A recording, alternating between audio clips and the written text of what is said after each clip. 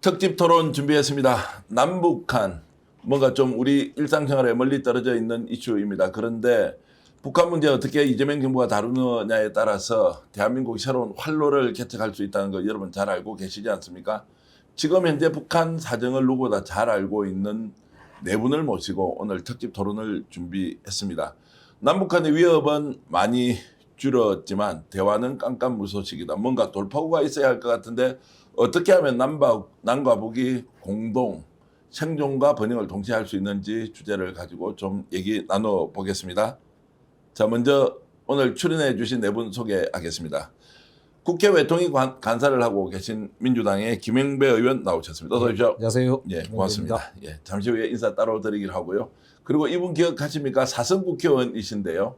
지금은 사단법인 평화의 이사장을 하고 계시고 또 재외동포재단 이사장을 역임하셨던 김성곤 의원님 오랜만에 나오셨습니다. 네, 반갑습니다. 예, 감사합니다. 아유, 반갑습니다.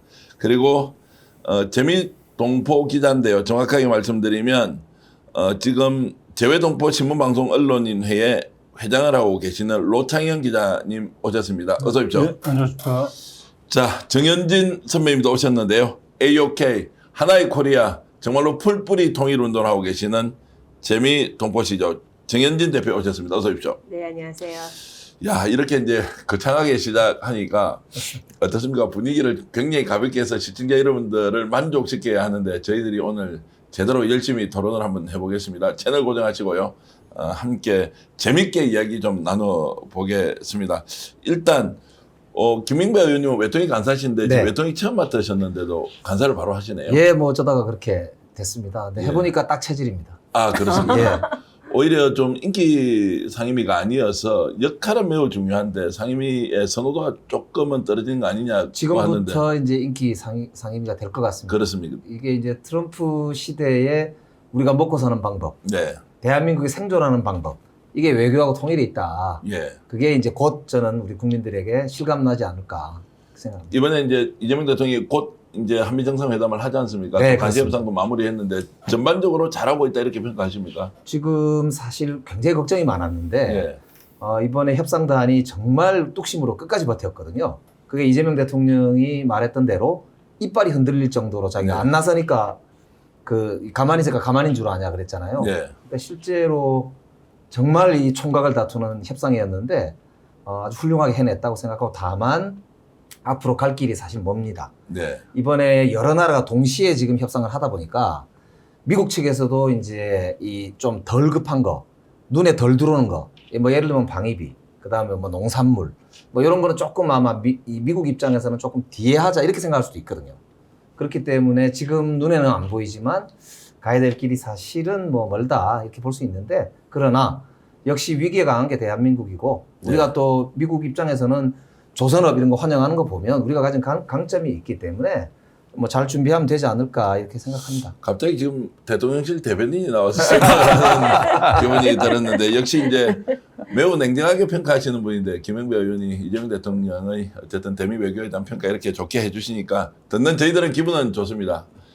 김성곤 이사장님은 지금 사단법인 평화 제가 네. 알기로는 여수에서 국회의원 하지 않았나요? 네, 여수에서 4번 하고 강남에서 2번 떨어졌습니다. 예, 예. 6전 4승입니다. 그리고 이제 재외동포 그 지금 이제 재단 이사장까지 하셨는데 특히 이제 이 부분에 대해서 관심을 가지는 이유가 가족도 사적으로 네, 있으시죠? 그 뭐 오래된 얘기인데 1996년에 미국하고 한국 사이에 스파이 사건이 있었어요. 네. 로버트 킴 사건이라고 네. 아마 나이 드신 분들은 좀 기억을 하실 겁니다. 로버트 김 사건 다 이제 기억은 하실 겁니다. 예. 네네네네. 그때부터 제가 해외에 있는 외국 국적을 가진 우리 동포들이 어떤 정체성을 갖고 살아야 되는가에 대한 관심을 갖게 됐고, 네. 뭐 그 스토리를 또 여기서 얘기하려면 너무 시간이 많이 걸리니까. 그래서 그 관심을 갖던 차에 2009년에 재외국민들한테 투표권을 줬잖아요. 예. 그때는 사실 민주당에서는 처음에 반대를 했습니다.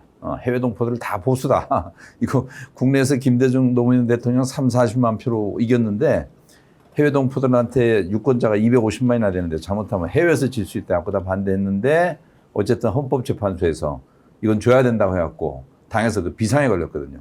그때 정세균 당대표께서 저를 불러서 이 재외국민 투표에 좀 그 책임을 맡아라 해서 그때부터 제가 뭐 2016년 국회의원 끝날 때까지 그리고 그 이후에도 당의 그 재외동포 위원장을 맡아갖고 오랫동안 일을 했던 그 사람입니다. 제가 그래서 그 인연으로 이제 문재인 대통령이 뭐 재외동포 재단 이사장 일도 좀 맡으라고 그래서 당에서 그 일을 오래 했죠. 굉장히 보람을 좀 많이 느끼십니까? 아, 많이 느꼈습니다. 그리고 예. 저는 뭐 오늘 얘기가 나오겠지만 이 남북한 사이에 지금 막혀 있는 이 상황을 뚫을 수 있는 유일한 대안 중에 하나가 예, 해외에 있는 750만, 예. 뭐 반개까지 합하면 거의 한 1000만 될 거예요. 예, 예. 네, 이 사람들이 그런 역할을 할 수 있다라는 그런 좀 믿음을 갖고 있습니다. 네. 하여튼 뭐 이렇게 곳곳에서 대한민국을 위해서 열심히 뛰고 계신 애국자들이 계시니까 대한민국 안에서는 내란 세력 척결해야 되면 또 외부에서 이렇게 열심히 활동하는 분도 계신다. 로창현 기자님, 네, 원래 뉴시스 뉴욕 특파원 하셨더라고요. 네, 오래 했습니다. 근데 갑자기 이름이 로자가 되니까 약간 북한 냄새가 나는 것 같기도 하고 우리 도시인데 이름을 로자로 이렇게 로창현으로 쓰시는 다른 이유가 있으십니까? 네, 그렇지 않아도 제가 오해를 받았는데요. 미국에 제가 2003년에 갔더니 전부 이제 미스터 로라고 부르더라고요. 그래서 원래 제가 로인데 왜 노가 됐을까 하고 역사를 찾아보니까 원래 우리가 일제시대 때 다 이제 로, 리, 라씨 이렇게 불렀는데 이제 1933년에 그 한글 맞춤법 그 통일안이 그 시행이 되면서 그게 이제 성까지 두음 법칙으로 네. 사실 성을 문법으로 강제해서는 말이 안 되거든요. 근데 어쨌든 그렇게 바뀐 것이 일종의 그 일제가 그 창씨개명의 전초 단계라고 저는 생각을 했고요. 일단 해방 후에 이제 북은 돌아갔습니다. 두음 법칙을 없앴죠. 근데 우리만 희한하게 그 성씨를 그 이승만 대통령이 그대로 유지를 시켰기 때문에 근데 웃긴 건 본인은 당신은 리라고 계속 해요. 그리고 남들은 이씨 이렇게 바꿔서 뭐 어찌 됐건 미스터 로인데 그리고 이제 노라고 하면 부정적이지 않습니까? 예. 그러다 보니까 이제 제가 로로 하는 게 좋겠다 여러 가지로. 그래서 이제 로라고 계속 썼는데 물론 호적은 노입니다. 그래서 네. 이제 뉴시스에서는 이제 공식적으로는 노창현으로 나왔지만 제가 이제 사석에는 항상 로로 했고 뭐 최근에 이제 또 이렇게 북한도 취재하고 갔다 오니까 사람들이 당신 북한 갔다 오더니 로씨 쓰는 거냐고 네. 역사를 잘 모르는 분들 예. 그런 오해도 받았습니다. 뭐 제가 그렇게 오해하고 있습니다. 이번 기회에 좀 씻어 주십시오 그런 거. 자, 어쨌든 이제 저널리스트로서 남북 문제 어떻게 풀어가야 할지 재외동포의 위치에 있으면 이제 객관적으로 보면서 뭔가 우리보다 훨씬 더 현실적으로 대안을 좀 찾을 수 있다는 생각이 드는데 정현진 대표님도 미국 가신 지 오래됐죠? 제가 82년도에 처음 갔으니까요. 예. 지금 40년이 40년 됐습니까? 저는 2000년 초반에 통일운동 때문에 LA 가서 한번 직접 뵙고 이렇게 한 20년 만에 만났는데 그러게요. 정현 대표가 2006년 같은데. 예, 맞습니다. 정인기 대표가 저를 못 알아보더라고요. 이번에 스픽스 대표로서 서울에 행사 있을 때 한번 잠깐 뵀는데 제가 인사를 반갑게 해드렸는데 본인은 제가 누군지를 잘 몰라서 그런데 이제 호적 찾아서 서로 정리했습니다. 그 당시에도 이제 한반도 평화를 어떻게 만들 것인지라고 하면서 그 당시는 제가 통일운동 하기 전이고요. 네. 한류 문화운동. 한류 문화운동 맞습니다.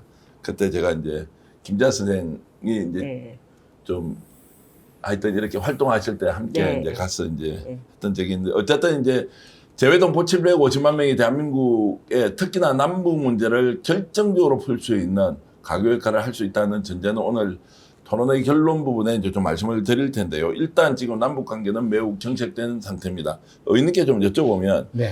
자, 이게 이제 상호 비방 멈췄습니다. 확성기 다 중단됐고 뭔가 이제 구체적인 조치를 할 것 같은데 오히려 딱 기다렸다는 듯이 북한에서 너희들하고 상대 안 해. 이러면서 일단 냉각 상태로 빠졌습니다. 이거 어떻게 봐야 되고 이재명 정부가 어떻게 또 좀 풀어나가야 합니까? 저는 오히려 역설적으로 굉장히 희망을 받습니다. 북한이 말을 거꾸로 하는 경우가 많거든요. 철천지 왼수라고 하면서도 어떤 조건을 달고 이렇지 않으면 대화 안 한다 이렇게 얘기를. 이렇지 않으면이라는 건 자기들이 원하는 게 그 앞에 달리잖아요. 네. 그러니까 그런 면에서 보면은 지금 경색된 국면이 타개될 가능성이 있구나. 근데 그게 왜 그러냐면 지금 이재명 정부도 말과 말이 아니라 원칙을 행동과 행동, 신뢰와 신뢰 이렇게 원칙을 잡고 있거든요. 그렇기 때문에 대통령께서 취임하시고 얼마 되지도 않아서 바로 비방을 멈췄지 않습니까? 그리고 풍선 날리는 거 그것도 바로 이제 못하게 했고 단체들도 안 하겠다고 호응을 했단 말이에요. 그러니까 이게 이전 정부에서는 전혀 없던 일을 바로 했기 때문에 그것도 뭐 요란하게 지시를 한다든지 무슨 뭐 이렇게 뭐 성명을 발표한다든지 이렇게 한 게 아니지 않습니까? 그러니까 진정성 있게 접근한다는 거 분명하게 했기 때문에 심지어는 김여정 담화에서 성의 있는 조치, 행동, 뭐 이런 이야기를 이제 아주 오래간만에 썼단 말이에요. 그러니까 그런 면에서 보면 저는 뭐 아주 긍정적으로 보는 편인데요. 네. 다만 여기서 사실은 북한의 지금 가장 핵심 포인트는 트럼프 대통령에게 보내는 메시지가 주를 이루고 있다는 점을 좀 분명히 이해할 필요가 저는 있다고 생각해요. 네. 왜냐하면 본인들도 그동안 오랫동안 이 제재에 시달리다가 자기들 입장에서는 이제 파병을 이제 러시아로 해놨기 때문에 이 국제사회에서는 온갖 비난을 받고 있다. 그럼 뭐 본인들이 잘 알 것 같아요. 그렇기 때문에 이런 상황을 결국을 풀 수 있는 거는 우리 대한민국이 풀어줄 수 있는 건 한계가 있는 거 아니겠느냐. 결국 뭐 이거 풀려면 미국 대통령하고 쉽게 말하면 1대1로 이렇게 뭘 해야 되는데 그게 만만치는 않을 테니까 요런 조치 그런 거하고 뭐 자꾸 말장난으로 무슨 말 풍선 띄워가지고 뭘 자꾸 하려고 하지 말고 네. 하려면 제대로 뭘 가져와라. 뭐 이런 식으로 이제 얘기를 하는 거란 말이에요. 그래서 네. 저는 오히려 그런 면에서는 트럼프 대통령이 있는 시대이기 때문에 저는 오히려 우리가 잘 준비하는 기회가 왔다 이렇게 생각하고 있습니다. 알겠습니다. 이제 말씀 중에 좀 의견이 다른 경우에 싸움하는 거 굉장히 좋습니다. 유튜브 채널은 같이 동조해서 에스컬레이션을 시키는 것보다는 다른 의견이 있을 때 막 맞붙어서 싸우는 거 좋으니까요. 자유롭게 좀 이제 중간중간에 제가 질문하지 않더라도 그 의견을 주시면 좋겠고 제가 조금 불편한 질문 하나 네. 드려보겠습니다. 실제 심각할 수 있다 없다 이제 지금 특히 북한 전문가이신 두 분께서 좀 이렇게 의견을 좀 보태면 좋겠는데요. 자, 노무현 대통령, 김대중 대통령 생각해보면 북한 문제는 민족 문제이기 때문에 우리가 우선적으로 북한에 좀 잘하고 그러고 나서 북한을 대화의장으로 끌어들여서 뭔가 하면은 자, 이게 민족적으로 굉장히 중요한 문제 아니냐 민족 감정을 내세웠는데 이재명 대통령 스타일 보면 민족 감정보다는 서로 이익이 되는 게 뭐냐 우리도 냉정하게 이걸 접근해서 당신과 내와 같이 이득을 봐야 되기 때문에 오히려 북한에서는 이재명 대통령을 상대하기가 상대적으로 전임 대통령에 비해서 좀 어려울 것 같다라는 생각이 드는데 어떻습니까? 제 판단이 맞는지 아닌지. 글쎄요, 저도 이제 북한 당국자들하고는 뭐 이야기를 안 해봐서 정확하게는 네. 모르겠습니다만 지금 상황 자체가 그렇게 만들어진 측면이 있다고 저는 생각해요. 그러니까 트럼프 대통령 자체가 일단은 거래를 중시하고 뭐 명분 이런 것도 중요하지만 그거보다는 뭐 이익 이런 거 중시하잖아요. 그런 면이 있고 김정은 위원장도 보면은 적대적 두 국가다. 남쪽은 아예 뭐 민족도 아니다. 이제 이렇게 나오면서 사실은 자기들이 실리가 되니까 러시아에 파병도 한단 말입니다. 막 비난을 무릅쓰고 그전에 그런 행동을 한 적이 별로 없었는데 그런 행동을 한단 말이에요. 그런 걸 보면 오히려 거꾸로 경우가 생겼을 때 그러니까 러시아에 파병하는 기회가 아니라 이제 지난번처럼 트럼프하고 뭔가를 딜을 해야 되는 상황이 어느 정도 만들어지면 또 과감한 저는 투자를 할 가능성도 배제할 수 없다. 그렇기 네. 때문에 여기서 남는 거는 결국 뭐냐면 자기가 이익이 된다고 신뢰할 수 있는 조건. 그래서 이게 말이 아니고 뭔가 행동을 할 것 같고 실제로 이익이 될 것 같다. 네. 이게 이제 저는 실제 포인트라고 생각합니다. 그렇기 네. 때문에 저는 오히려 이재명 대통령이 이 시대에 딱 맞는 리더십을 실제 갖추고 있고 또 실제 그럴 준비가 필요한데 문제는 저도 이제 고민이 뭐냐면 이게 우리만 해서 되는 게 아니고 당장 9월 15일 날부터 있는 프리덤 엣지 한미 훈련이 있거든요. 네. 그 한미일 간 훈련도 있고 그런 군사 훈련도 있고 그다음에 그 이외에도 북한이 지금 추가 파병 해놓은 문제도 여전히 남아 있고 또 이제 한미 정상회담 등을 통해서 앞으로 이제 헤쳐나가야 될 우리 주변에 여러 가지 문제들도 있단 말입니다. 그러니까 요런 이제 현안들을 어떻게 풀어가는 순서를 배치할 네, 거냐. 네. 요게 이제 저희들 입장에서 굉장히 사실은 만만치 않은 과제인 거죠. 자, 우선순위 말씀 주셨고 어떻습니까? 역대 대통령 다 경험해봤지 않습니까? 김대중 대통령, 노무현 대통령과 지금 이재명 대통령이 남북 문제를 풀 때 이제 우리 정치 지도자 대통령으로서 차이 그리고 장점, 단점 이런 것들 좀 비교해 주시죠. 어떻습니까? 김대중 뭐 그 전부터 박정희 대통령 때부터도 그렇고 지금까지 쭉 유지되어 오는 게 소위 민족 공동체 통일론이거든요. 같은 민족이라. 근데 이제 아까도 방금 얘기했었지만 북쪽에서 그 얼마 전부터 우리는 같은 민족도 아니고 통일 얘기하지 말자. 그래서 이국가론으로 하자. 조한이라는 단어. 네네, 그렇죠. 근데 이게 어떻게 보면 이재명 대통령의 실용주의 외교하고 저는 잘 맞아든다는 그런 느낌이 들어요. 사실상 남한과 북한은 같은 민족이지만 그동안은 사실 두 국가였거든요. 뭐 이건 뭐 유엔 우리가 회원국으로도 들어가 있고 남북 정상회담에서도 서로를 국가로 인정한 거니까요. 그래서 사실은 북이나 남이나 사실 전쟁보다는 평화를 원하고 또 가난한 것보다는 잘 살고 싶어하는 이런 그 기본적인 목표는 똑같기 때문에 이런 실용주의적인 면에서 저는 언젠가 만날 수 있다고 생각을 하고 또 재미있는 거는 같은 민족이 아니라고 하지만 북한도 그렇고 남한도 그렇고 영어로 국호는 뒤에 다 코리아가 붙습니다. 그리고 세계 사람들이 북한이나 남한이나 다 코리안이라고 불러요. 네네. 그러니까 지금 마치 우리가 부부싸움 하면은 헤어집시다 그러다가도 자식 때문에 헤어지지 못하잖아요. 그런 것처럼 북한도 얼마 전에 그 해외동포 권익옹호법이라는 걸 만들어서 해외동포를 굉장히 우대하는 그런 정책을 쓰고 있고 또 우리나라도 지금 재외동포 기본법이라는 것이 2년 전에 만들어져 갖고 또 재외동포들을 지원하는 그런 법이 있는데 북쪽이나 남쪽이나 다 같은 동포예요. 그 동포가 그 동포거든요.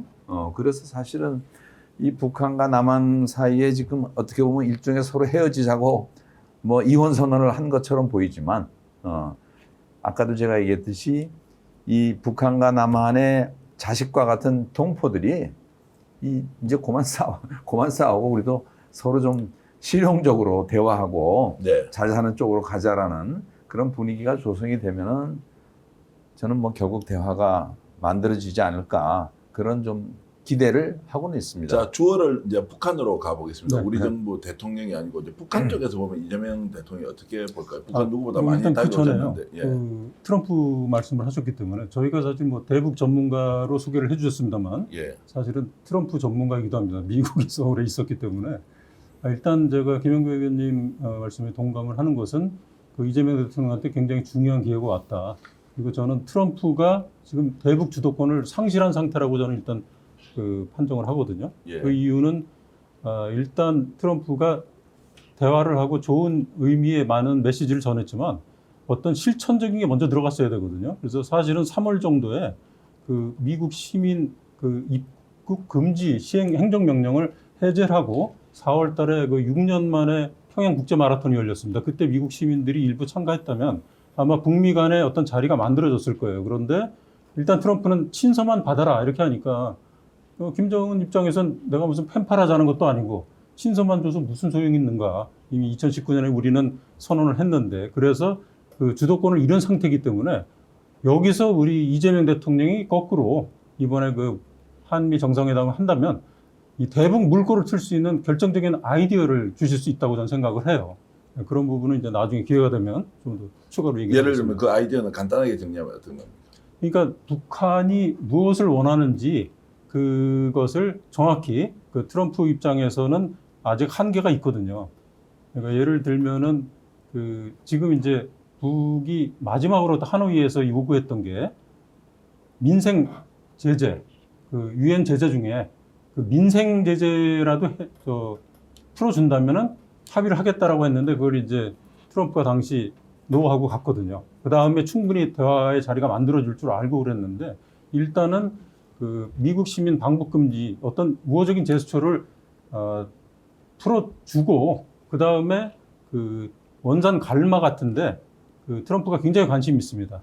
그런데 그것을 그냥 관심이 있다고 하지 말고 좋은 아이디어를 제가 이 자리에서는 지금 말씀을 못 드리고 네. 좋은 아이디어를 딱 제공을 하면은 트럼프 입장에서 눈이 번쩍 뜨일 만한 그런 좋은 기회가 될 수 있거든요. 그런 것을 좀 제시해 준다면은 거꾸로 우리가 주도권을 잡고 이 트럼프 대통령이 우리의 도움으로 북미 간의 물꼬를 틀 수 있다. 예, 그것을 이제 좀 발상의 전환을 좀 할 필요가 있다고 생각을 합니다. 민생 제재는 어떤 겁니까? 간단하게 말씀해 주시면. 그러니까 지금 대북 제재라는 게요. 2016년까지는 그 주로 군수 물자에 관한 제재를 예. 쭉 그 핵실험할 때마다 이제 단계적으로 강화했잖아요. 근데 2016년 이후에는 완전히 그 모든 걸 막아버렸습니다. 90% 이상 이 수출 자체를 안 되고 뭐 거의 그냥 그 사람들이 먹고 사는 거에 관계된 것까지도 이게 통제를 해버리니까 무역을 할 수 없는 상태로 만들어버렸어요. 네. 그래서 예, 김정은 입장에서 그거를 좀 민생과 관련된 거, 군사랑 관련되지 않은 것만이라도 풀어준다면 내가 양보를 하겠다라고 얘기를 한 거고요. 그런 예로 지금 남북 간의 어떤 이렇게 물물 교환까지도 이제 2020년에 그걸 이제 추진하던 분이 있었는데 개성 그 인삼 주식회사에서 그 술 생산하는 게 있습니다. 그것을 우리가 수입하고 대신 돈을 주면 또 유엔과 관련되니까 그 설탕으로 대신 주기로 이렇게 합의가 다 됐는데 그 당시에 이제 보수 언론에서 막 몰아가기를 그 개성 인삼 주식회사가 그 북한의 이제 국영회사이기 때문에 이 대북 제재랑 관련이 있다. 억지 논리를 펴갖고서 그걸 좌절을 시켰거든요.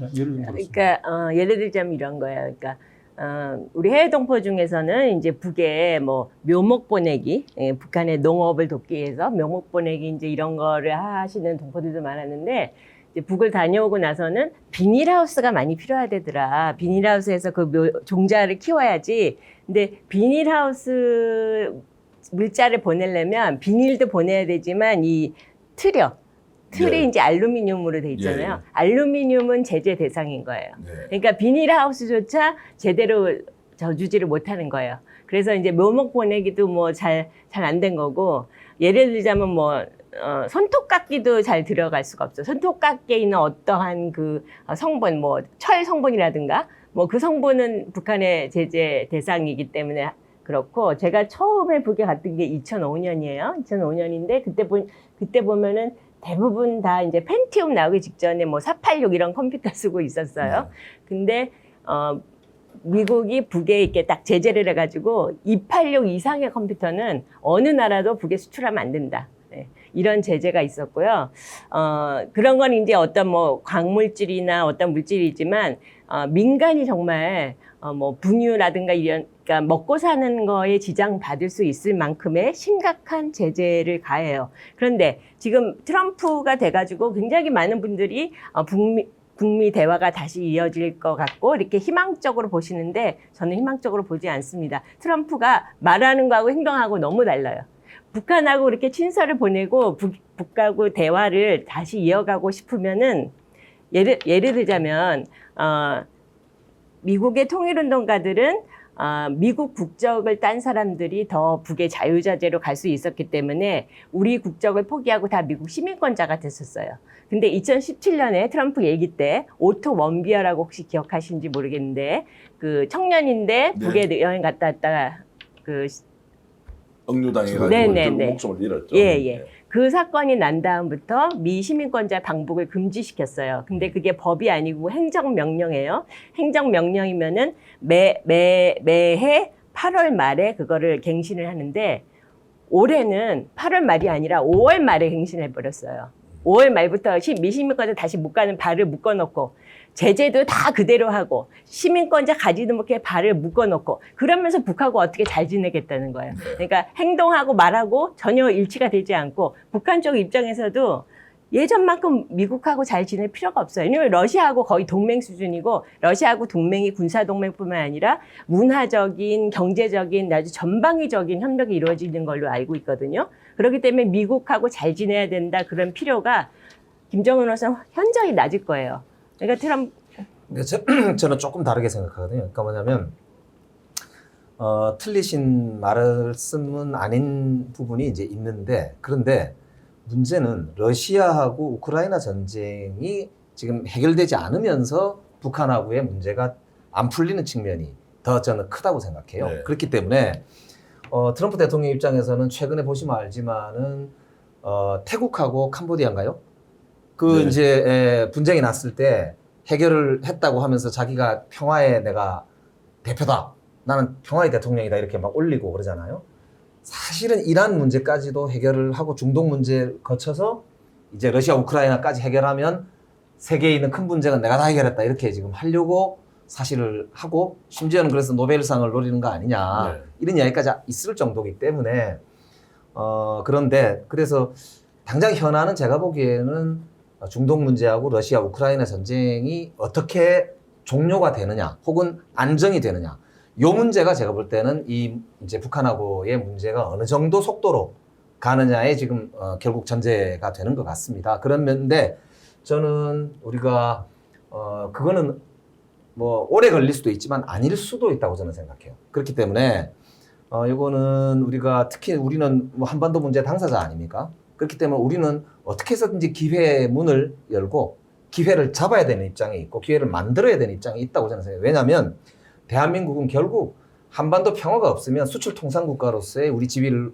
확보하기가 어렵고 이 불안정성 속에서는 우리 기업들이 안정적으로 글로벌 밸류체인 내에서 역할을 하기가 어렵고 거기다가 엔비디아나 이 중국 기업과의 전략적 경쟁 속에서 지금 요 몇 년을 그냥 넘기면 제가 보기에는 대한민국 수출 통상 국가에서 그동안 지위는 한 방에 사실 무너질 수도 있습니다. 그렇기 때문에 이 이재명 정부가 들어선 요 시기가 윤석열이 지난 3년간 뭐 까먹었던 제가 볼 때는 한 20년 이상의 이거를 일거에 회복하지 않으면 안 되는 지금 절박한 저는 기로에 서 있다고 생각하기 때문에 어떻게 해서든지 저는 한반도의 평화를 기초로 해서 북미 간의 관계 개선을 촉진해내는 그런 이제 계기 이런 거를 우리가 만들어야 되고 저는 충분히 만들 수 있다 이렇게 생각하는 편입니다. 자, 그래서 이제 돌파구를 어떻게 찾을 것인지에 대해서 바로 제가 질문을 좀 드려보겠습니다. 우크라이나 러시아 전쟁을 우리가 막을 수도 없는 것이고 그 당사국이 미국이 나선다고 정리가 되는 게 아니면 그러면 그거 끝날 때까지 남북 문제 안 풀린다 이렇게 갈 수 없는 거지 않습니까?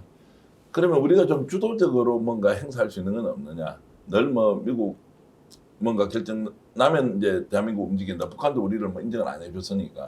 그러면서 이재명 대통령이 지금 이 상황을 좀 풀려고 하면 자, 우리가 주도적으로 할 수 있는 일은 뭐가 있겠느냐? 트럼프 설득입니까? 지금은 하나는 우리가 스스로 할 수 있는 역할은 일단 남북 간의 긴장을 완화시키고 좀 줄이면서 마찰을 일으킬 수 있는 요소들을 최대한 우리 스스로 네. 줄일 수 있는 부분 줄여야 된다. 그래서 이제 확성기 부분이나 아까 이제 군사훈련 잠깐 말씀드렸잖아요. 네.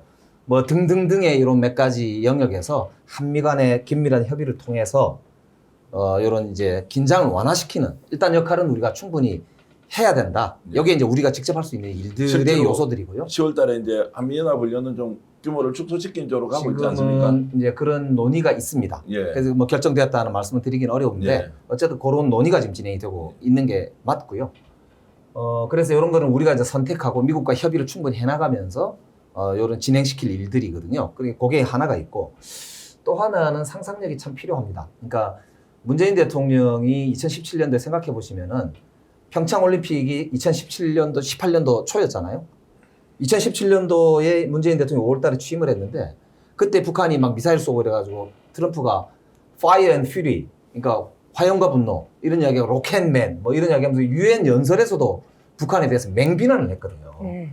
그런 여건에서도 결국 우리가 일관된 노력을 통해서 사실 베를린 뭐 담화도 하시고 여러 이제 노력들을 했는데 하여튼 그런 게 이제 평창 올림픽이라고 하는 걸 계기로 그 무대에서 중요한 전환을 마련을 하잖아요. 그러니까 우리도 에이펙이 이제 10월 말에 있는데요. 여기에 이제 미국 정상, 중국 정상, 일본 정상, 기타 이제 여러 전 세계에 있는 20개 나라들이 온단 말입니다. 요 정상 간의 교류의 장을 잘 준비하는 게 저희들 입장에서 굉장히 필요하고 그 계기로 저희는 어떻게 해서든지 한반도의 평화, 요 동북아의 평화 이런 부분을 저희들이 이제 좀 만들어낼 수 있는 그게 이제 우리의 주도적인 노력의 중요한 숙제 중에 하나다 이렇게 보고 있습니다. 그래서 이거는 조금 저희들이 더 준비하고 좀 탐색하고 해야 될 필요가 있죠. 외통위 간사께서 이제 한미연합훈련의 축소 문제에 대해서 뭐 답변하지 않았지만 그 방향대로 간다는 이제 느낌은 있고 혹시라도 에이펙 경주 에이펙 10월 말에 열릴 때 북한에서 누군가 인사 정도는 올 수 있다라는 기대까지 하고 있습니까? 그건 좀 지금 너무 먼 이야기입니까? 김여정 부부장 담화 내용에 예. 에이펙 이야기가 나오잖아요. 예. 에이펙에서 뭐 본인들에 대해서 뭐 초청을 한 해 만에 이런 말도 안 되는 소리를 한다는 식의 이야기가 포함되어 있거든요. 예. 근데 우리 정부에서 공식적으로 그렇게 이야기한 적은 없습니다. 예. 즉 이미 북한도 에이펙을 전후해서 뭔가 이루어지지 않을까라는 암시를 오히려 스스로 하는 걸 봐서는 북한도 미국과 지금 대화가 물밑에서 할 수도 있는 거잖아요. 뭐 제가 확인한 건 없습니다만 뭐 합리적으로 볼 때 미국 정부가 우리 한반도와 관련된 국무부의 라인을 다 이렇게 배치를 한 거 보면 충분히 저는 뭐 그런 상상력이나 고민을 해볼 수 있다. 이렇게 이제 보이죠. 자, 단도직입적으로 김성근 의원께 여쭤보면 에이펙 정상회담이 경주에서 열릴 때 북한을 어떤 식으로든 좀 한 명 초청하자. 김정은이 온다는 것은 뭐 기적에 가까운 것일 테고 김여정 부부장 정도라도 아니면 제3의 인물이라도 초청하자라고 이렇게 만들어낼 수 있겠습니까? 우리 정부가. 글쎄 거기에 대해서는 뭐 저도 자신 있는 답변을 드리기는 어려운데 근데 어쨌든 그건 정치 외교적인 문제 아닙니까? 네. 저는 사실 지금 북한한테 제일 우리가 줄 수 있고 북한이 필요로 한 거는 경협이라고 봐요. 경협. 네.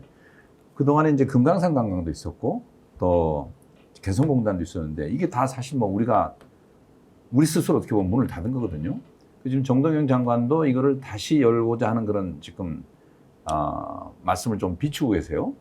그래서 금강산 관광이나 원산 갈라지고. 원산, 예. 네, 거기도 있고, 모르겠어요. 이제 개성공단은 또 어떤 식으로 우리가 다시 열지는 모르겠습니다만은 분명히, 저는 경협에 관해서 유엔 제재가 있다 하더라도, 일정 부분은 어쨌든 우리가 우회적으로 좀 풀 수 있는 방법이 있지 않느냐. 그리고 이제 아까 제가 재해동포 역할 얘기를 했는데, 지금 재해동포들 중에서 북한하고 무역을 하는 사람들이 좀 있습니다. 상당히. 네네. 물론 이제 그 중에서도 이제 품목에 따라서는 제재가 있습니다만은 이런 우회적인 방법을 통해서 북한하고의 경협을 하기 시작을 하면은 북한도 사실 아까 우리 노 기자님도 트럼프 그때 이제 정상회담 얘기도 했지만 풀고 싶은 게 경제 제재를 풀고 싶어 하는 거거든요. 그래서 우리 정부가 좀 풀려고 하고 우리 동포들이 풀려고 하고 또 북한의 좀 우호적인 나라들하고 이렇게 풀다 보면은 저는 거기서 굳이 뭐 에이펙에 누가 오든지 안 오든지 그거하고 무관하게 저는 남북한의 물꼬가 트여질 수 있고 자연히 또 한반도 평화에 새로운 또 창구를 만들 수 있지 않냐는 그런 기대 겸 또 희망을 갖고는 있습니다. 네. 네. 북한에 경협하자면 북한 봤습니까? 안 봤습니까? 지금? 안 봤죠. 일단 제가 최근에 한 강연에서 남북의 어떤 해빙의 물꼬를 트기 위해서는 일단 첫 방법이 대답 없는 메아리로 시작하라 이런 이제 말을 한 적이 있습니다. 그 얘기는 우리가 어떤 성의를 보이는 것을 계속 제시를 하는 건데 메아리라는 게 당연히 응답이 있어야 되는 거 아닙니까? 근데 북은 당분간 그 메아리를 보내지 않을 것이다. 그러나 평가는 할 것이다. 최근에 이제 우리 이재명 대통령 취임 이후에 확성기 방송 중단하고 여러 가지 그런 아주 긍정적인 조치가 서로 간에 이렇게 호응이 됐는데 이런 것들을 하나하나 이제 뭐 예를 들면 이제 이달에 어떤 한미연합훈련을 좀 줄인다든지 그리고 이런 것들을 계속 우리를 신경을 쓰는구나 성의를 보이는구나 이런 메아리를 기대하지 말고 일단 우리가 선행 조치를 계속 하다 보면은 뭐 아까 상상을 할 수 있는 겁니다. 얼마든지 에이펙에도 정말 그런 기적과도 같은 일이 일어날 수 있는데 단 전제는 어설픈 선행 조치는 안 되고 아주 파격적인 그런 담대한 조치를 우리 이 대통령께서 하신다면은 충분히 가능하다고 생각을 합니다. 국민 정서가 이제 저렇게 하면 이제는 좀 남북도 좀 대화를 좀 상식적인 수준에서 하자. 대한민국이 어떻게 하는지 계속 보고 있다가 해줄 거 다 해줬는데 제대로 해주지도 않는다 이러면서 국민들이 반발 많이 하잖아요. 저런 이제 방식에 그래도 우리가 순응하면서 따라가야 됩니까? 북한에서 이제 저런 것들을 성의 있게 보여라. 북의 입장에서 보면은 네. 어떤 정권이 들어서냐에 따라서 뭐 민주정권이 들어오면 이게 대화하고 뭐 이랬다가 또 비민주 정권이 들어오면 또 180도 달라졌다가 이렇게 널뛰기 한 게 계속 남한의 그 정세였기 때문에 그냥 단순히 윤석열 정권 때 마음이 상해서 틀어진 게 아니라 지난 80년 동안의 이 남북 관계사를 쭉 볼 때요 희망이 없다. 네. 이렇게 판단했다고 저는 이렇게 생각을 해요. 예. 예, 그렇기 때문에 그러니까 꽁꽁 닫은 마음을 녹이기 위해서는 어마무시한 우리가 노력과 인내심이 필요하다. 특히 이제 국가보안법을 손봐야 되는 게 네. 국가보안법은 북을 국가로 인정을 안 합니다. 이적 단체로. 네. 네. 그러니까 국가도 아니고 이적 단체로 여기는 그런 상대방하고 뭘 하겠어요. 그러니까 그래 근본적인 걸로 좀 손봐야 됩니다. 네. 근데 저는 이제 조금 다른 측면으로 예, 보는데요. 이게 북한 입장에서는 러시아에 파병한 것도 결국 자기 생존을 위해서 한 거잖아요. 네. 근데 근본적으로 보면 러시아하고만 그렇게 계속 교류한다고 자기의 생존이 보장되는 건 아니라고요. 핵심은 결국에 대미 관계를 어느 정도 정상화해야 가까운 일본과 중국하고도 안정적으로 계속 교류도 하면서 자기들도 생존이 보장받게 되는 구조를 갖게 되기 때문에 결국 미국하고 관계가 제가 볼 때는 핵심이거든요. 두 번째는 그래서 우리가 이제 한미동맹을 기초로 미국을 잘 설득을 하고 미국과 함께 미국도 도움이 되는 방향으로 이렇게 끌어갈 수 있다. 그게 이제 특히 예를 들면 러시아에다가 북한이 계속 파병을 하는 경우에 미국 입장에서도 좋을 건 없거든요. 그럼 파병 안 하는 대신에 예를 들어서 거기에 대해서 안정적인 어느 정도는 예를 들면 저 싱가포르에서 회담도 하고 뭐 하노이에서 회담도 하고 그랬지 않습니까?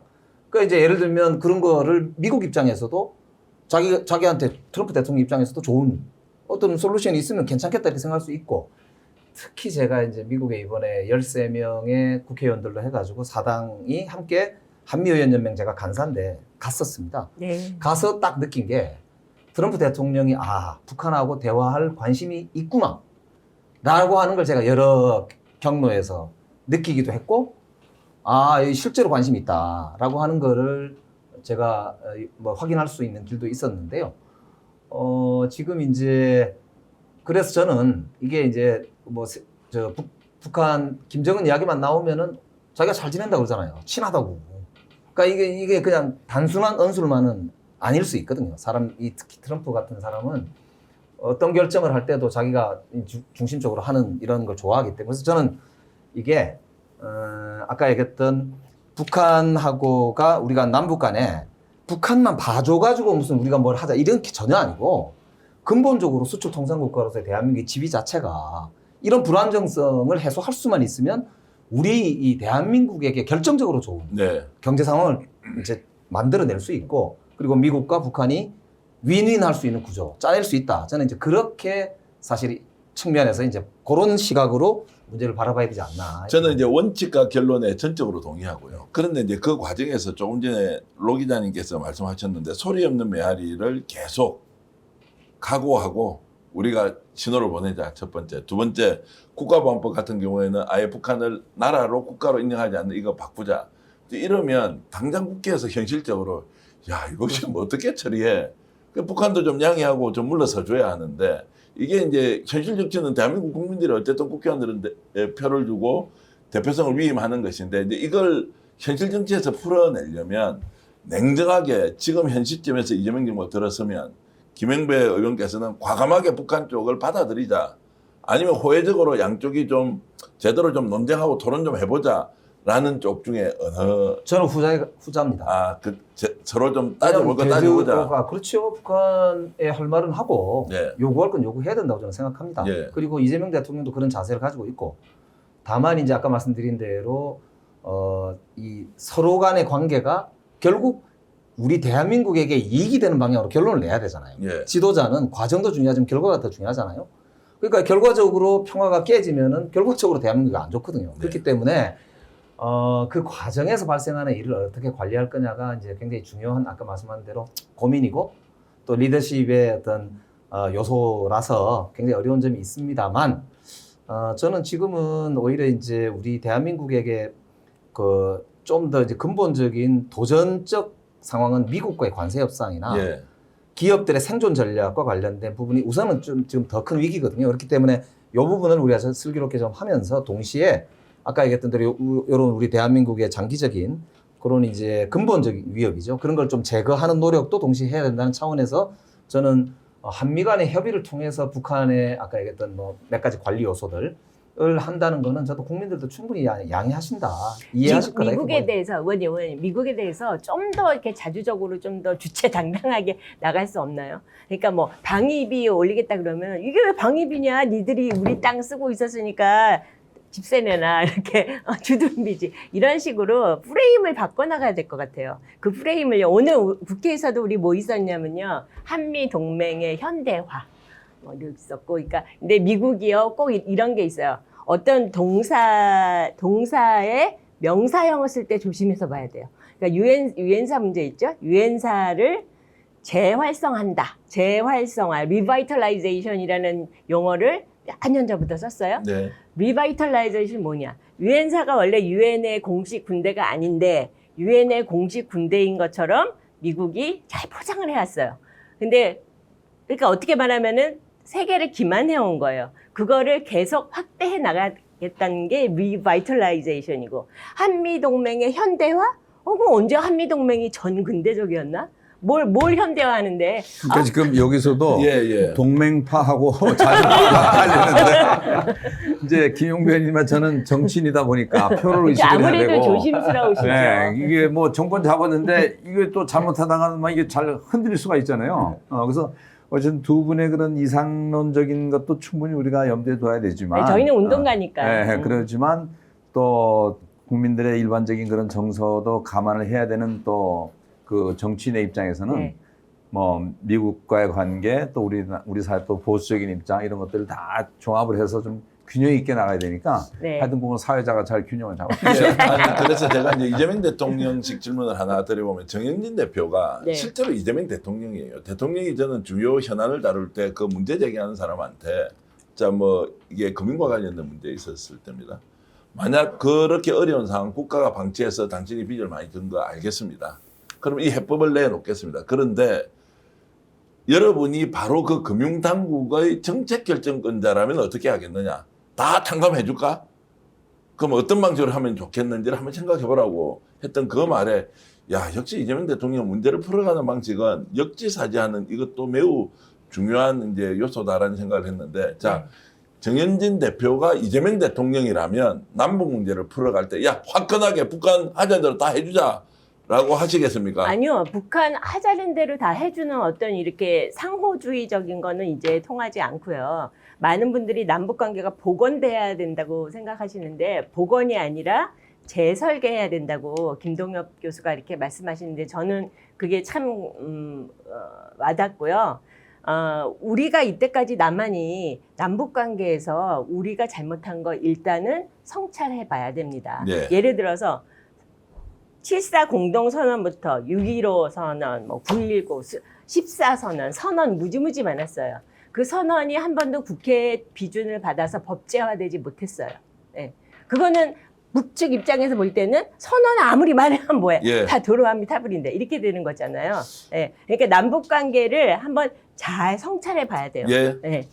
저는 정인진 대표 다음에 한번 모시고 완전 싸우듯이 한번 논쟁 한번 하면 좋겠고 아니 왜냐하면 운동가들은 저렇게 충분히 말씀을 하셔야 하고 정치인들은 이것은 이제 현실 정치의 영역에서 풀어야 하는 것이니까 견해차가 조금 생길 수 있지만 굉장히 논쟁은 재밌고 아주 생산적이다라는 생각이 좀 들긴 한데 저희들이 지금 시간 가는 줄 모르고 토론하고 있고 여러분들도 깜짝 놀라셨죠. 재밌죠 생각보다. 남북 문제 이렇게 다이나믹하게 흘러갈 수 있는데 진짜 중요한 거는 이제 지금 재외동포들이 750만 명 있고 이분들이 이제 외교사절 뭐 외교관 이런 게 아니라 정말로 남북 문제를 결정적으로 푸는 좀 주도적 역할을 해야 한다고 보는데 이제 외통위 간사로서 어떻게 지금 판단하고 계십니까? 그러니까 이제 그 전에 남북 간의 대치 대결 이걸 위주로 우리가 남한 당국과 북한 당국이 그런 프레임으로 바라볼 때는 해외 동포 내지는 재외 동포 이런 분들이 내 편일까 저쪽 편일까 네. 딱 이런 시각으로만 문제를 봤단 말입니다. 그러니까 해외 동포 입장에서도 이렇게 쉽게 말하면은 한쪽 편을 들자니 어렵고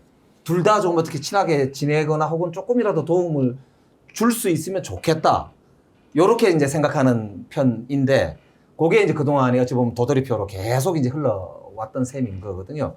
그런데 지금 적대적 두 국가론까지 가 있는 상황이고 미북 간에 한번 지난번에 뭐 뭔가 큰 딜이 이루어질 뻔 하다가 안 된 상황이고 뭔가 지금 뭐 좀 잘 하면 뭐 될 것 같지 않나? 뭐 이런 이제 상상력도 충분히 어느 정도 조금 이제 이렇게 사람들이 가지고 있는 상황이라면 오히려 이제 우리 대한민국 입장에서는 진짜 재외동포들이 큰 틀의 한반도의 이 아들, 딸로서 형제로서 함께 우리 한반도의 운명을 네. 같이 이렇게 만들어가는 파트너로 그래서 이제 재외동포라고 하는 게 뭐 평화와 통일과 공동 번영을 좀 하는 일종의 하나의 뭐라 그러나 저수지 뭐 아니면 뭐 매개체 뭐 이런 그런 역할을 하실 수 있도록 저희들도 조금 더 큰 틀에서 이제 정부 정책을 좀 다듬을 때가 됐다. 그런 면에서 재외동포 기본법이나 기타 이제 여러 법안들을 좀 이렇게 재개정하고자 하는 노력 이런 게 지금은 딱 필요할 때가 된 것 같습니다. 어떻게 이제 재외동포를 활용하면 오히려 결정적으로 남북한 당사자가 하는 것보다 훨씬 더 낫다라고 이렇게 이제 계속 설파를 하고 계시냐? 이건 남이나 북이나 재외동포들을 자기 편으로 끌어들이려고 이렇게 그 진영 논리로 네. 그동안에 그렇게 해왔어요. 북쪽도 그렇고 남쪽도 그렇고. 근데 그런 과정에서 지금 의식 있는 재외동포들이 제3자적 입장에서 또 객관적인 입장에서 남북을 어떻게 해서든지 이렇게 좀 화해해서 한민족 전체의 역량을 키울 것인가라고 고민하는 사람들이 꽤 있습니다. 여기 뭐 두 분들도 뭐 그런 분들이라고 알고 있고요. 그래서 이제는 남이나 북이나 동포들을 자기 편에 끌어들이기 위해서 이용하지를 말고 정말 동포들이 객관적으로 우리 한민족 전체의 미래를 이렇게 그 걱정하면서 목소리를 내는 그런 그 틀을 좀 만들어줘야 되겠다. 그래서 지금 북한도 뭐 그 해외동포 권익공호법을 만들고 남쪽에서도 재외동포 기본법을 만들었는데 어쨌든 뭐 이건 다 원론적인 그냥 법이에요. 근데 이걸 실제로 적용하는 데 있어서는 그런 그 편가르기를 하지 말고 정말 그 중립지대에서 재외동포들이 좀 목소리를 낼 수 있도록 그렇게 우선 남쪽서부터 좀 배려를 해주고 또 정책도 세우고 예산도 세워주면은 남북 평화의 재외동포들이 상당히 역할을 할 수 있지 않을까 그렇게 생각합니다. 일종의 이제 정체성 아이덴티티라고 이야기하자면 750만 재외동포 중에서 대한민국 쪽, 남한 쪽으로 이렇게 아이덴티티, 정체성을 가지고 있는 분, 북한 쪽으로 정체성을 가지고 있는 이 있죠. 비율은 어느 정도 됩니까? 해방 이후에는 특히 일본 같은 데는 북쪽을 지원하는 사람들이 훨씬 많았다고 예, 합니다. 예. 근데 이제 그 뒤에 이제 지금은 뭐 민단 쪽이 더 숫자가 많아졌다고 생각을 하는데 어쨌든 전체적으로 보면은 그래도 대한민국을 지원하는 사람들이 훨씬 많을 거예요. 8대2 정도 이런 거. 8대2 뭐 그 정도 되겠죠. 근데 예. 이제 그 정확한 것 뭐 통계를 내기는 어려우니까 그러나 어쨌든 뭐 지금 일본도 그렇고 그 미국도 그렇고 어쨌든 그 남한을 지지하는 동포들이 훨씬 많고 또 그 사람들의 또 목소리가 크기 때문에 이 동포들이 좀 그 너무 저 한쪽으로 이렇게 가지 않고 조금 그 좀 중립적인 입장에서 좀 역할을 할 수 있도록 대한민국 정부 특히 이제 뭐 좀 민주당 정부가 좀 그런 쪽으로 좀 리드를 해야 되지 않나 좀 그런 생각이 듭니다. 죄송한데 예. 그 저는 이제 그래서 사실 마지막으로 말씀을 드리면 지금 대한민국의 세계적 위상이나 국격 그리고 국력은 뭐 사실 북한하고는 비교가 안 되지 않습니까?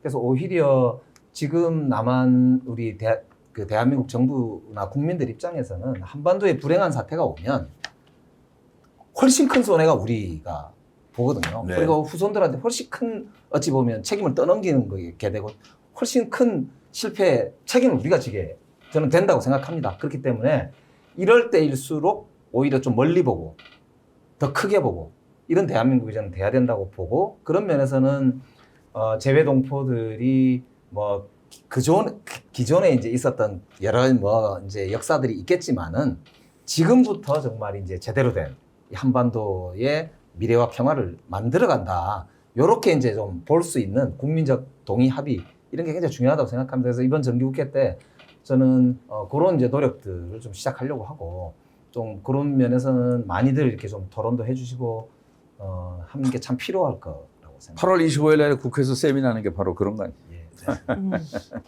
재외동포 역할과 관련해서 좀 더 이제 여쭤보겠습니다. 이제 북한 같은 경우에는 재외동포들에게 이렇게 이제 뭐 특별법 같은 거를 뭐 만들어서 하고 있는데 실제로 이제 북한 방문이 지금 이루어지고 있는 건 아니지 않습니까? 네, 지금 현재까지는 아직 이루어지지 않고 있고요. 그러니까 예. 코로나 이후에 여전히 지금 닫혀 있는 상황입니다. 근데 이제 올 가을부터 이제 조금씩 그 재외동포들에 대해서 이제 문호가 열리는 걸로 지금 알고 있고요. 일단은 뭐 우리 김성건 이사장님께서 남과 북이 어떤 재외동포를 상대로 뭔가 일종의 경쟁처럼 또 이렇게 내 편, 네 편 이런 식으로 이제 했던 과거를 말씀해 주셨는데, 북한에서 그 해외동포 권익 옹호법이라는 2022년에 아주 획기적인 법안을 만들어서 이것은 좋은 의미의 어떤 남쪽에 대한 일단 선의의 경쟁 레이스가 펼쳐졌다. 이렇게 해도 됩니다. 왜냐하면 그 직전까지는 우리가 재외동포 관리에 대해서 좀 앞서갔거든요. 근데 일거에 그냥 거의 역전할 정도로 파격적인 한마디로 해외동포 권익 옹호법을 말씀드리면은 해외동포 중에 이제 북한에 와서 사업을 하든 정착을 하든 공부를 하든 뭘 하든 엄청난 파격적인 특권을 부여하는 법안입니다. 그러니까 동포들의 그 해외동포들에 대한 어떤 제약이나 이런 건 없이 이 동포들을 잘못 도와주면 너희들 혼나 각 기관마다 이런 것이 세세하게 그 5장 45절에 그 광범위한 조항으로 만들어졌거든요. 그래서 이게 이제 상당히 깜짝 놀랄 정도의 그런 파격적인 법안이다. 근데 문제는 그 시기가 2022년 2월이었거든요. 코로나 때네요. 코로나인데 이제 앞으로 대비를 한 거죠. 예. 코로나가 끝나면 이렇게 이제 할 것이고 또 아마 제 생각에는 올해 그 6월에 개장한 원상 갈마 이것까지 염두에 둔 그 해외 동포의 투자가 이제 대규모로 들어올 수도 있으니까 그걸 계산을 한 건데 문제는 그해 5월에 윤석열 정부가 들었었습니다. 그러면서 북에서도 아마 생각을 못했을 거예요. 이렇게 반북적인 엄청나게 그 호전적인 그 남쪽의 정권이 들어설 거라고 생각을 못했기 때문에 여기서 이제 딜레마가 생긴 건데요. 제가 볼 때는 2023년 12월에 적대적 두 국가 선언을 해버렸거든요. 그것은 그 조금 전에 말씀드린 해외동포권익5호법과 상충됩니다. 왜냐하면 적대적 두 국가에서는 더 이상 동족도 없고 결여도 없고 민족도 없고 삼천리 금수강자 통일 다 지워버려. 이렇게 된 거거든요. 근데 아시겠지만 북한의 헌법이나 각종 법에는 통일과 민족, 결여 이런 것들이 산더미처럼 있습니다. 그렇다면 이것을 완전히 뒤바꿔야 되는데 근데 북한에서는 윤석열 정부 하에서 저는 일종의 그 일회성 그런 어떻게 가볍게 얘기하면 굉장히 그 심각한 엄포 이 정도로 생각을 했기 때문에 충분히 뒤바꿀 수가 있다. 우리 이재명 정부 하에서. 그래서 앞으로 이 재동포권익 옹호법이 지금 당장은 나올 수가 없겠지만 이제 이것을 통해서 우리가 재동포가 남과 북의 하나의 그 좋은 가교 역할을 할 수 있다라는 그런 차원에서 우리도 우리 재동포 기본법하고 우리가 갖고 있는 그다음에 우리가 좀 정비해야 될 게 좀 여러 개 있습니다. 비슷한 법안의 그 재동포 정의도 좀 막 헷갈리거든요. 근데 이게 북의 그 해동포권익 옹호법과 같이 비교를 해서 우리가 일종의 그 특례법도 좀 필요하다고 만들어야 되고 앞으로 남과 북이 잘 풀렸을 때 그 우리 재동포들이 하나의 그 오작교 역할을 할 수 있는 그런 대비를 우리 정부도 해야 된다. 자, 간단히 질문을 좀 드리겠습니다. 그러면 북한에서 이렇게 지정하는 또는 정의하는 네. 재외동포, 해외동포라는 게 규정이 해외에 살고 있는 영주권 또는 국적자, 네. 외국 국적자를 이야기합니까? 영주권도 포함합니까? 하면 재외동포라면 국적자만 이야기합니까? 네. 2022년 이전까지는 그냥 그 자기네 조선의 국민, 조선 국적, 북한 국적을 가진 사람들과 그다음에 제1동포만 한정해서 이제 관리를 예. 했는데 이때 이제 파격적이라는 내용이 뭐냐면 국적을 달리하는 모든 해외 동포가 우리의 동포다. 이것은 이 남한 국적의 해외 동포들도 언제든지 북한에 북한에 올 수 투자를 있다라는 하면은 얘기입니다. 특례를 받는다. 네. 그런데 우리나라의 그 재외동포 기본법에는 그 타국적자까지 이제 그 후손도 포함해서 이제 재외동포로 규정을 하고 있습니다만 재외동포법이 또 있습니다. 그 재외동포법에서는 또 타국적을 또 인정을 안 해요. 서로 네. 달라요. 재외동포의 정의가. 그래서 이렇게 좀 헷갈립니다. 여러 가지로. 그런데 북에서는 그런 그 해외동포권익 옹호법에 명확히 규정을 하고 남한의 국적자까지도 사실상 동포로 인정을 하는 그런 그 법안을 만들어서 일단은 해놨고 이제 다만 이 지금 조금 전에 말씀드린 적대적 두 국가 선언하고의 이런 딜레마 때문에 지금 보류 상태로 지금 알고 있습니다. 어쨌든 실질적인 투자가 이루어지거나 이런 것은 이제 아니다라고 네. 이제 볼 수 있는 것이고 이번에 이제 국회에서 김성곤 이사장님 이게 한반도 평화와 재외동포의 역할로 이제 세미나를 하는데 이것도 실질적으로 처음 하는 것이다 뭐 이런 이야기를 들었는데 어떤 면에서 최초라는 그러니까 재외동포 정책에 대한 세미나들은 뭐 여러 번 있었습니다. 예. 근데 재외동포들이 통일과 관련해서 어떤 일을 할 수 있도록 법을 개정하는 건 처음이에요. 네. 제가 아는 한은. 예, 예. 네네. 그래서 방금 뭐 로 기자님 말씀하셨습니다만 우리나라에서 재외동포 관련된 법이 뭐 몇 개 있습니다. 재외동포 출입국과 또 지위에 관한 법안, 또 재외동포 기본법 등등이 있는데 지금 통일 그 재외동포를 담당하고 있는 부처가 한 3개 정도예요. 하나는 통일 재외동포청 그리고 또 민주평통이 사실 해외에 또 많은 또 네. 해외 동포들 상대로 한 또 지부가 있거든요. 그리고 또 이제 법무부에서 또 그 비자나 이런 관련한 또 법이 있고요. 근데 민주평통 그 해외는 그건 사실 정부가 주도해서 이제 통일에 관한 무슨 뭐 세미나도 하고 이제 그런 거고, 그 정부 주도가 아닌 순수하게 재외동포들이 통일 관련해서 무슨 활동을 하거나 뭐 세미나를 하거나 그럴 때 도와줄 수 있는 법적 근거가 사실 하나도 없어요. 그 재외동포청도 그렇고 또 그 통일부도 그렇고, 그래서 지금 8월 25일 날 국회에서 하려는 그 세미나가 그 재외동포 기본법을 비롯해서 법적으로 재외동포들이 자발적으로 통일 활동을 할 수 있는 그런 법적 또 재정적 그 기반을 정부에서 마련할 수 있도록 그걸 좀 그 강제하는 네. 그런 지금 법을 만들려고 지금 준비를 하고 있죠. 네. 민주당에서는 어떻습니까? 적극적으로 이렇게 좀 도움을 주고 계십니까? 이번에 보니까 김영배 의원 그리고 이재강 의원 뭐 여러분들이 이제 공동 주최를 하더라고요. 어떻습니까? 이게 지금 실제로 이제 법제화까지 좀 이루어지고 실질적으로 재외동포가 북한, 남북한 교류 좀 확산을 위해서 제대로 역할을 할 수 있는 아직 마중물이 된다. 민주당 내에서 그런 논의가 있는지는 잘 모르겠고요. 예. 그러니까 민주당의 이제 민주당 지지하는 해외 동포 조직인 세계한인 민주회의라고 있어요. 네. 세계한인 민주회의를 이기현 의원과 이재강 의원이 맡고 계시니까 예. 그 두 의원과 그다음에 이제 김영배 의원은 외교통일이 간사시니까 이 통일 문제에 관련되니까 모신 걸로 알고 있고요.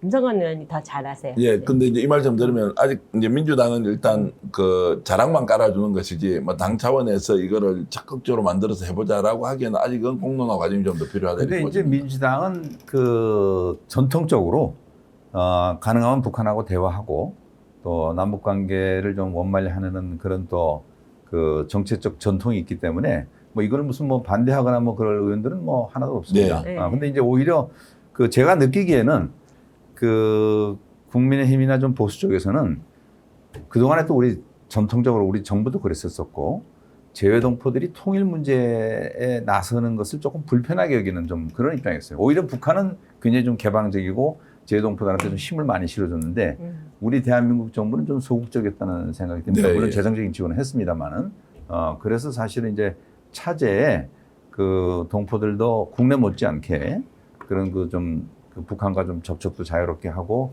이런 통일 문제에 좀 역할을 할 수 있는 그런 그 좀 배려도 하고 룸을 마련해 주자는 게 이제 뭐 이번에 취지인데 저는 뭐 그 국힘당이나 이쪽도 이거를 뭐 그 내놓고 반대하기는 좀 어려울 거라고 생각은 들어요. 그러나 내심 좀 불편하게 생각할 수는 있죠. 네. 로 기자님 어떻습니까? 이제 이걸 지금 실제로 이제 재외동포 역할 이렇게 하려면 뭐 재외동포 단체들도 제가 보기에는 대한민국의 단체 간의 갈등보다 훨씬 더 복잡한 구조를 가지고 있다. 단일한 목소리 내기 어렵다. 오히려 큰 틀에서는 합의라도 이루어져야 하는데 뭐 어쨌든 지금 이런 이야기를 좀 들었습니다. 그러면 재외동포가 이제 실질적인 역할을 하겠다고 하면 누가 주도해서 어떻게 할 것인가의 문제도 있지 않습니까? 이제 뭐 입법의 과정을 거친다 하더라도 그래서 이제 재외동포의 활용 또는 적극적인 참여는 매우 좋으나 구체적으로 그것을 구현하기 위해서 지금 우선순위로 꼽자면 하나, 둘, 셋 정도만 좀 정리해 주시면 어떤 게 있습니까? 이게 지금 실질적으로 남북 문제를 개선할 수 있는 마중물 역할을 하기 위해서는. 일단은 뭐 그에 앞서서 이제 우리가 북한에 어떤 제안을 하거나 정책을 펼 때 그 한 가지 오해 아닌 오해가 있는데 우리가 왜 일방적으로 베풀어야지? 아니 저것들이 뭔데? 이렇게 생각하는 분들이 있는데 사실 우리가 그 평화의 가치, 평화와 교류와 협력의 가치가 얼마나 크다는 것은 지난해 그 비상계엄 정말 극적으로 그 원위치시킨 그것이 만약에 벌어졌다면 정말 우리가 진짜 이런 자리를 만들 수 있었겠습니까? 그러니까 어떻게 보면은 그 당시 그렇게 북을 자극하고 이 주석군까지도 이 드론이 왔다 갔다 했는데 그럼에도 불구하고 왜 대응을 안 했는지는 그건 언젠간 뭐 진실은 밝혀지겠지만 어쨌든 결과적으로 저는 우리가 그거에 대해서 약간 부채 비슷하게 있는 게 있다. 그래서 우리 이재명 정부가 하는 것은 과거에 그 잘못된 거 우리가 약속을 지키지 않은 부분을 이제라도 지키자는 그런 부분이지 우리가 일방적으로 뭔가 먼저 호의를 베풀고 저쪽은 아무 반응이 없는데 왜 우리가 그렇게 하느냐. 이거 이제 어떤 상대 정당의 그런 전략적 차원의 그런 휘둘리면 안 된다라는 말씀을 이제 드리고요. 일단은 북에서 해외 동포가 이제 가교 역할을 할 때 아까 말씀드린 대로 북에서도 이 동포를 우대하면서 동시에 그 적대적 두 국가 때문에 그 자기들의 그 딜레마를 해결해야 되는 모순적인 상황을 해결을 해야 되는데 일단은 정부가 어느 정도 그런 이제 분위기를 계속 만들어 가면서 그 해외 동포는 해외 동포대로 기존에 진행하던 게 있거든요. 근데 이번에 정동영 장관께서 그 개별 어떤 개별 여행도 관광. 가능한 예, 이런 조치를 했어요. 그 이제 북에서 받아준다면 이제 갈 수 있게 된 네, 거죠.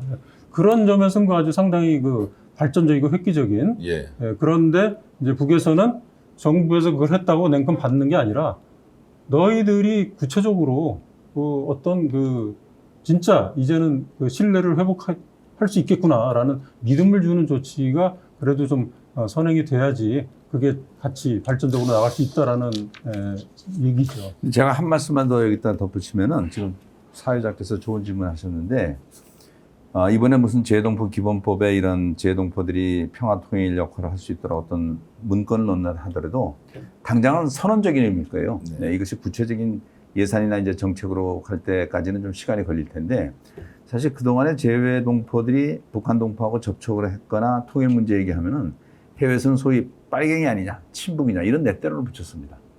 그래서 상당히 기가 죽고 있거나 또 심지어는 또 그 국가보안법에 걸려갖고 곤혹을 치는 사람들도 있고요.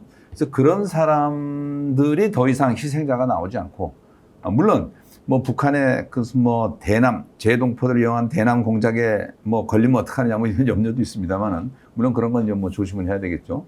그럼에도 불구하고 이제는 좀 열린 공간에서 재동포들이 그런 목소리도 내고 활동할 수 있는 그런 뭐라 그럴까 새로운 그 뭐 시대 변화라고 그럴까요? 네. 네, 그런 거를 좀 열어주는 그 선언적 의미가 더 크지 않냐 하는 그런 생각이 네. 듭니다. 네. 제가 이제 언론인이시고 지금 뭐 현역 기자로도 활동하시니까 네. 좀 질문 드리고 싶은 것은 그것이 이제 팩트는 북한과 남한의 이제 관계를 누가 더 거짓말을 많이 시켰느냐 또는 신뢰를 잃는 행동을 많이 했느냐라는 것에서는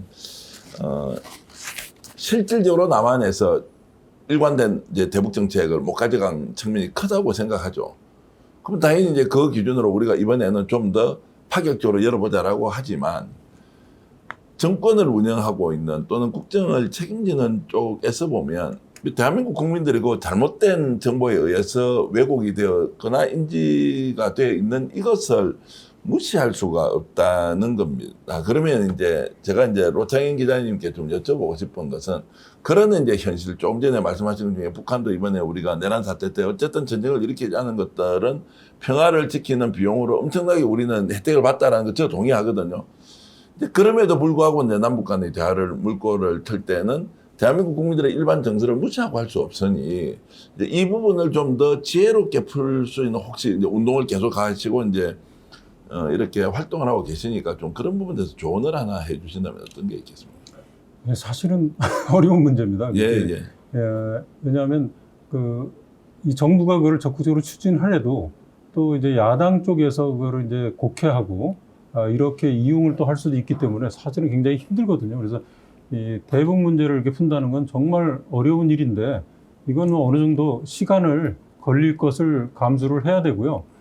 다만 이제 우리가 좀 여러 가지 이제 취할 수 있는 정책 중에 그 어떤 국민적인 저항감이 좀 덜한 것부터 이렇게 하나씩 하면 예를 들면 이제 그 비전향 장기수 같은 분들이 있어요. 지금 90 넘으신 분들이 지금 5분이 남아 있는데 원래 2000년에 갔어야 될 분들이 못 가고 정동영 장관이 사실 첫 통일부 장관 하실 때 그분 보내드리기로 했는데 네. 그때도 야당에서 어떤 반대를 했냐면 야 우리는 그럼 국군 포로도 있는데 저쪽에 보내주기만 하고 우리는 받는 거 없지 않냐 이래갖고 결국은 또 이 무산이 됐거든요. 근데 이제는 정말 인도주의적인 측면만 생각하고 이 90다 넘으신 분들 그것까지 그렇게 이제 언제 돌아가실지 모르는 분들을 우리가 보내는 거에 대해서는 아마도 그건 국민적인 그런 반감은 크지 않을 것이다. 그러나 그것이 북한의 입장에서 볼 때는 굉장한 호의로 받아들일 수 있다. 예, 그런 점을 이제 말씀드리겠습니다. 말씀 충분히 저 존중하고 잘 받아들이겠습니다. 결국 이제 문제를 이렇게 풀어놓는 것도 일이죠. 답을 반드시 내야 하는 것이 또 일은 아니고요. 문제를 풀어놓고 우리가 이 사안을 우리 주변에 정말로 중요하게 다루어야 하는 이제 이슈로 생각하고 있는 것도 굉장히 중요한데 어쨌든 로창인 기자님 남북 문제 개선하는데 이렇게 헌신하는 분을 제가 만나뵙게 돼서 굉장히 반가웠습니다.